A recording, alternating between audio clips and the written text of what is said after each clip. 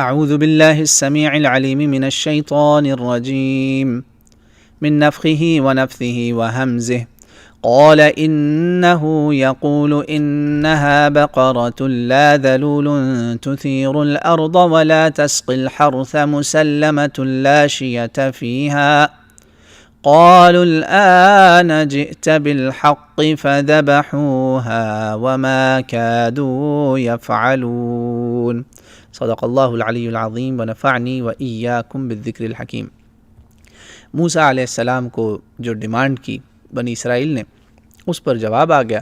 جواب یہ آیا کہ اللہ تعالیٰ فرماتے ہیں، یاد رکھیے وہ پیچھے سوال پھر وہی ہوا کہ ذرا ماہیت بتائیں، تھوڑا اور بتائیں، مزید اس کے خواص، اس کی خصلتیں، کوائف، کچھ اور باتیں ہمیں اس کے بارے میں بتائیں، اور کوالٹیز ہوں، ہمیں ذرا اور اچھا پتہ چل جائے۔ ہم تو کرنا تو چاہتے ہیں، ہماری نیت تو یہی ہے، انشاءاللہ ہم ہدایت پانے والوں میں سے ہوں گے، ہم کر دیں گے۔ اب اللہ تعالیٰ کا جواب آ گیا، اور اس جواب میں بہت کچھ چھپا ہوا ہے۔ اس کو دھیان سے ترجمہ سنیے گا بہنوں بھائیوں، بہت توجہ سے سنیے گا، صرف ترجمے کے الفاظ پہ ہی غور کیجیے گا، تاکہ یہیں سے بات کھلنا شروع ہو جائے گی، پھر انشاءاللہ اللہ کے حکم سے ہم آپ کو اس میں مزید بیان کریں گے۔ تو یاد رکھیے، بار بار یہ کہتے تھے نا، بین لنا، کھول کے بتائیں، ذرا اور بیان کریں، اور واضح کریں ہمارے لیے۔ اب اللہ تعالیٰ نے پھر ان کو وہ جواب دیا، لمبا سارا سوال تھا نا، بڑھا چڑھا کے بیان کیا، ریپیٹ کیا کویسچن، تو پھر سمجھے جیسا منہ ویسا تھپڑ کی طرح نا، صحیح طرح ایسا جواب آیا کہ بس اب نہ مجبور ہو گئے۔ جواب کیا آیا؟ موسیٰ علیہ السلام فرماتے ہیں کہ اللہ تعالیٰ کہتے ہیں کہ یہ ایسی گائے ہو جو نہ زمین میں ہل جوتے اور نہ ہی کھیتوں کو پانی پلائے۔ یہ زراعت والی، یعنی گائے جو ہوتی ہیں، آپ کو پتہ ہے ہل جوتنے کے لیے بھی استعمال ہوتی تھیں، ابھی بھی ہوتی ہیں دنیا کے بہت حصوں میں۔ میں نے ابھی اپنی آنکھوں سے دیکھا کئی جگہوں پر ہل استعمال ہوتے ہوئے، یہاں امریکہ میں تو نہیں ہوتی، لیکن ایون ساؤتھ امریکہ وغیرہ، فار ریموٹ ایریاز، میکسیکو، ان جگہوں پر، انڈیا، پاکستان، ابھی بھی وہ ہل چلتی ہے جس پہ ایک بندہ پیچھے کھڑا ہوتا ہے، اور وہ ایک بڑا سا وہ ہوتا ہے، اسے کہتے ہیں جو ہل اس کے نیچے ہوتا ہے، وہ زمین کے اندر گھومتا ہے، اس کا مجھے نام اردو میں بھول گیا، بڑا مشکل سا ایک نام ہوتا ہے اس چیز کا، وہ لکڑی ہوتی ہے جو یوں زمین میں گھومتی ہے، اور اس کا جو ٹاپ ہوتا ہے اس پہ آدمی کھڑا ہوتا ہے۔ تو کہہ رہے ہیں یہ سمجھے زمانہ قدیم سے یہ، بلکہ آپ کی انڈس ویلی کی جو سویلائزیشنز ہیں، ہڑپا اور موہنجو داڑو، وہاں سے جو 5000 BC، کچھ کہتے ہیں 10,000 BC ہے، اتنی پرانی، یعنی کہ یہ جو کامن ایرا ہے نا عیسائیت سے، جو کیلنڈر سے جو شروع ہوتا ہے، جیزس دے کالڈ آنو ڈومینی AD، یعنی دا ایئر آف، استغفر اللہ، ایئر آف دا لارڈ، عیسائی کیلنڈر جو ہے، جو آج کل کامن کیلنڈر کے طور پر یوز ہو رہا ہے پوری دنیا میں، گریگورین کیلنڈر بولتے ہیں، اس سے 10,000 سال پیچھے وہ ملے موہنجو داڑو ہڑپا سے بیل، اور وہ پورا ان کا سٹرکچر جس سے وہ ہل چلاتے تھے، اس کے ٹوائز بنے بھی ملے ہیں۔ یعنی یہ اللہ تعالیٰ نے یہ علم انسانیت کو شروع سے سکھایا ہوا ہے۔ تو دیکھیں قوم موسیٰ بھی یہی استعمال کرتی تھی، تو کہا وہ بھی نہیں تم نے استعمال کرنی جو ہل کے لیے استعمال ہوتی ہو، اور نہ ہی ایسی لانی ہے جس سے تم کھیتوں کو پانی دیتے ہو۔ کھیتوں کو پانی کسے دیتے ہیں؟ وہ یہ لوگ جانتے ہیں، کچھ جو دیہات سے واقف ہیں، گاؤں وغیرہ سے، زراعت سے جن کا تعلق ہے، کہ کنواں ہوتا ہے ایک، اس کے وہاں نا یوں ایسے سے ایک چیز گھوم رہی ہوتی ہے، اور وہ کنویں کے اندر سے پانی جو ہے نا، جسے کہتے ہیں نا ٹیوب ویل جو ہوتا ہے، جو پانی یا واٹر بور جس سے پانی نکلتا ہے، اس کی بجائے بیل یہ کام کر رہا ہے، اور وہ پانی آپ کے لیے کنویں سے نکال رہا ہے۔ لوگ اس سے پانی پیتے بھی ہیں، اور کھیتوں کو بھی پانی ڈالتے ہیں، وہ پھر آگے وہ نال بنی ہوتی ہے، اور اس نال کے اندر بہتا ہوا کھیت کی طرف جاتا ہے پانی کا۔ نہ، یہ دونوں کاموں والی کا، لا ذلول تثیر الارض ولا تسقی الحرث، ہوگی دو کنڈیشنز، نہ کھیتی باڑی والی نہ پانی والی، یعنی کہ لیبر گائے نہیں چاہیے، مزدور گائے نہیں چاہیے۔ مسلمہ، تیسری چیز، سالم ہو، صحیح سلامت، اردو کا لفظ بھی آپ کو پتہ ہی ہے، ٹھیک ہے۔ چوتھی چیز، لا شیۃ فیہا، یعنی اس میں اب کوئی عیب بھی نہ ہو۔ اس کے 2-3 مطلب ہیں، یعنی لا شیۃ فیہا کہ اس میں داغ بھی نہ ہو، یعنی جو آپ کو پتہ ہے گائے وغیرہ کی جو سکن ہوتی ہے اس میں داغ بنے ہوتے ہیں، سکن کے اندر ڈاٹس، ڈاٹڈ، وہ بھی نہ ہو۔ اور اس کا ایک مطلب یہ بھی ہے کہ اس میں کوئی بھی ڈیفیکٹ نہ ہو، بالکل ہر لحاظ سے تندرست۔ یہ ہو گئی 4۔ مسلمۃ لا شیۃ فیہا، ایسی سالم جس کی اندر باہر ہر چیز نان ڈیفیکٹو ہو۔ پھنس گئے. فوراً جواب آیا, اسی آیت میں چل رہی بات, الآن جئت بالحق, اب آپ نے ہمیں بہت صحیح بات بتائی, بالکل آپ نے حق واضح کر دیا. ہاں اللہ تعالیٰ نے اب ہمیں بالکل موسیٰ صحیح بات بتا دی ہے. تو اب یعنی کہ بات یہ ہو گئی تھی کہ یہ تھا کہ نہیں کرو گے نا سب مارے جاؤ گے, کافر ہو جاؤ گے, تباہ ہو جاؤ گے, چوائس نہیں ہے, بچنا نہیں. یہ وہ سارا بیک گراؤنڈ میں چل رہا ہے نا, یعنی اب چوائس ہے ہی نہیں انکار کی. نبی کو جیتے جاگتے نبی کو انکار, اللہ کو انکار ہے, اور یہ ڈائریکٹ کفر ہے. کفارہ, کافر کی تعریف ہی یہی ہے. پتہ تھا کہ اگر ہم نے یہ بات نہ مانی تو ہم مارے جائیں گے. تو اسی لیے اللہ تعالیٰ کے کہتے ہیں فَذَبَحُوهَا, ذبح پھر کی انہوں نے, وَمَا كَادُوا يَفْعَلُونَ, کرنی نہیں تھی انہوں نے, بد نیت تھے یہ, بالکل ان کی نیتیں خراب تھیں. یہ میں جو آپ کو ترجمہ بتا رہا ہوں یہ تفسیریں بھی یہی ہیں, ابن عباس اور بڑے بڑے صحابہ کرام کی تفسیر ہے. وَمَا كَادُوا يَفْعَلُونَ کا مطلب کہ یہ بد نیت تھے, ان کا کرنے کا کوئی ارادہ نہیں تھا, ان کا ارادہ تھا ہی نہیں. یہ تو سوالات جو تھے یعنی بار بار اس لیے پوچھ رہے تھے کہ ہو سکتا ہے کہیں پہ اللہ تعالیٰ کہہ دے یار ایسا کرو تم رہنے ہی دو, نعوذ باللہ ثم نعوذ باللہ. یا ان کے باطل گندے ذہنوں میں یہ بات تھی, عقیدے کے اندر ڈیفیکٹ تھا, شاید یہ سوچے بیٹھے تھے کہ شاید اللہ ہار جائے گا, شاید اللہ کہہ دے گا چلو چھوڑو تم لوگوں کو میں کوئی اور کام دے دیتا ہوں. یعنی اللہ کو مجبور کرنا تھا, نعوذ باللہ. نا نا نا نا, اللہ کا ارادہ, اللہ کی سنت, وَلَن تَجِدَ لِسُنَّتِ اللَّهِ تَبْدِيلًا وَلَن تَجِدَ لِسُنَّتِ اللَّهِ تَحْوِيلًا. آپ اللہ کی سنت کو اپنی تحویل میں نہیں لے سکتے اور اس کو تبدیل بھی نہیں کر سکتے. نہ آپ اس کے ارد گرد کوئی سرکمفرنس لگا سکتے ہیں, کوئی احاطہ لگا سکتے ہیں, نہ اس کو قابو کر سکتے ہیں اور نہ ہی اس کو بدل سکتے ہیں. باز آ جاؤ اللہ کے بندو اس چیز سے. یہی وارننگ تھی پہلے, یہی وارننگ ہے آج, کہ جب بھی دین کا کوئی حکم ہو, کوئی حکم ایسا ہے جو آپ کو اس پہ عمل کرنا ہے, تو لے تو لال, بہانے, اس قسم کی ٹھگ بازیاں لگانے کا کوئی فائدہ نہیں ہوگا, بلکہ الٹا نقصان ہوگا, شاید ایمان ہی چلا جائے. سیدھی سی بات ہے, آپ اللہ کے ارادوں کو نہیں بدل سکتے. ایسے کون ہے ہم کہ اللہ کے اوپر کنڈیشنز لگائیں. آج کی دہریت بھی اسی چیز پہ کھڑی ہے. دہریت جو ہے, ایتھیزم, وہ بھی اسی چیز پہ کھڑا ہے کہ وہ چاہتے ہیں اللہ ہمارے حساب سے کام کرے جیسے ہم چاہتے ہیں. یہ تو اپنی پرستش ہو گئی, اس کا تو مطلب آپ خود ہی ڈیمی گاڈ بن گئے. یہی اللہ تعالیٰ نے اس کو ضرب کاری لگائی کہ پوچھتے جاؤ جواب آتا جائے گا, جان نہیں اصل کام سے چھوٹنی. تو اللہ تو اب اللہ ہے. اب میں آپ کو ایک واقعہ بتاؤں گا. میرے پاس نا اس وقت ایک کتاب ہے, ابھی بھی مجھے خیال ہے وہاں سامنے ہی پڑی ہوئی تھی, یہ مسجد کے لیے میں منگوا رہا تھا. اس کا نام ہے, یہ دیکھیں آپ, لسان العرب ابن منظور کی. یہ نا عربی زبان کا کہہ لیں کہ آپ بہت بڑا ایک انسائکلوپیڈیا سمجھ لیں. It is not just a dictionary.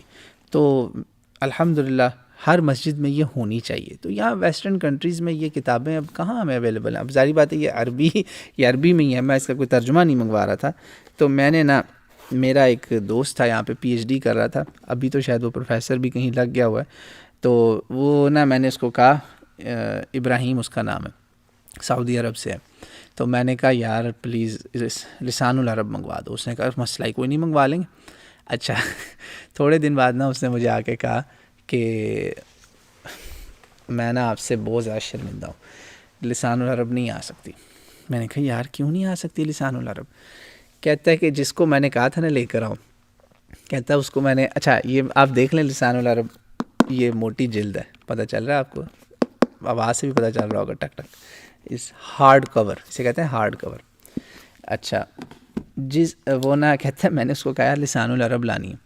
تو وہ لڑکا کہتا ہے ان سے پوچھو سافٹ کور لانی ہے یا ہارڈ کور.